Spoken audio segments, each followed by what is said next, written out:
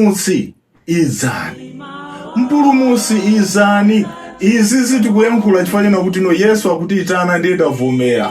Ndeti kuti Mpulumutsi Idzani tamverani nyimbo iyi imene ndi pemphero kunena kuti Mpulumutsi Idzani yoyimbidwa mwaluso gulu labwino kwambiri. Tamveserani nyimbo imene ndikufuna muimve ngati pemphero limenenso likhale pemphero anu kuti no ndithu Ambuye Idzani yakwana nthawi imene ifeyo tikufuna kuti Yesu abwere pa madziko lapansi limene tikukhala mtendere kulibe. Mtima wadzaza chisoni,